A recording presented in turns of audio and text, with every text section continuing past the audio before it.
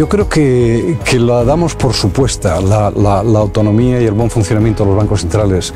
pero justamente por eso yo creo que de vez en cuando hay que llamar la atención sobre la necesidad de preservar esta institución tan importante que es un banco central independiente. Esto es lo que nos da baja inflación, lo que hace estable el sistema bancario, lo que da estabilidad al país.